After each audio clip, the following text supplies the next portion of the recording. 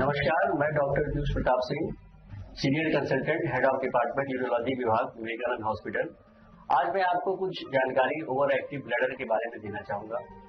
जैसा कि इस टर्म से ही हमें पता लगता है कि इसमें ब्लैडर की एक्टिविटी काफी बढ़ जाती है, जिससे यूरिन ब्लैडर का काम होता है यूरिन को स्टोरेज करना और उसको टाइमली डिस्चार्ज करना।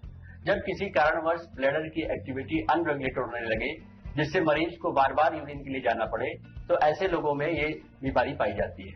ये दो प्रकार का होता है, प्राइमरी और सेकेंडरी। प्राइमरी जब बिना किसी कारणवश ब्लैडर एक्टिविटी बढ़ जाती है तो हम उसको प्राइमरी कहते हैं। जब कोई कारण मौजूद होता है तो वो सेकेंडरी के संदर्भ में आता है। सेकेंडरी ओवर एक्टिव ब्लैडर के कारण बहुत सारे हो सकते हैं, जैसे इन्फेक्शन की वजह से हो सकता है, या प्रोस्टेट की वजह से हो सकता है, या कोई जो है ट्यूमर वगैरह हो उसकी वजह से हो सकता है, स्ट्रक्चर। तो ऐसे कई कारण होते हैं जिनकी वजह से हो सकता है।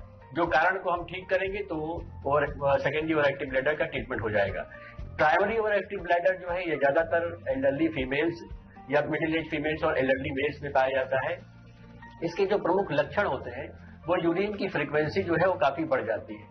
इसके साथ साथ में पेशेंट्स को अर्जेंसी भी होती है, जैसे ही उनको यूरिन आता है तो उनको तुरंत ही वॉशरूम जाना पड़ता है।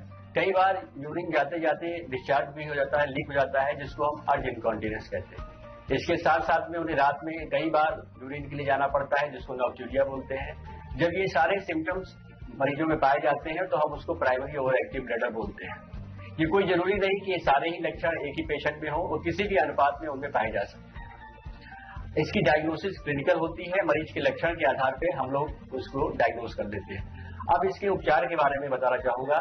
इसमें दो तरह के ट्रीटमेंट साथ में चलते हैं। एक तो सबसे इम्पोर्टेंट है लाइफस्टाइल मॉडिफिकेशन, जिसको बिहेवियरल थेरेपी कहते हैं, जिसमें अगर जो चीजें ब्लैडर इरिटेंट के रूप में काम करती हैं उन चीजों को हमें अवॉइड करना चाहिए, जैसे कि अल्कोहल, स्मोकिंग, टी, कॉफी, इन सब का जो इंटेक ज्यादा रखते हैं तो इसको कम करें। स्मोकिंग करते हैं तो उसको तुरंत बंद करें।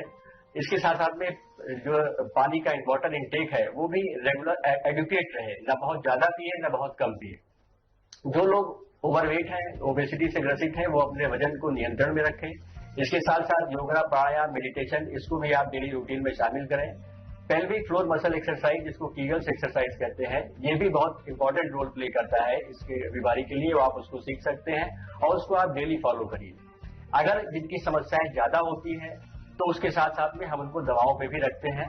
इसकी दवाएं बहुत ही इफेक्टिव है, लेकिन इस दवाओं का जब हम इसको शुरू करते हैं तो पेशेंट को बताते हैं कि आपको 4 से 6 हफ्ते में इसका असर आएगा और आपको 3 से 6 महीने लेना पड़ेगा। धन्यवाद।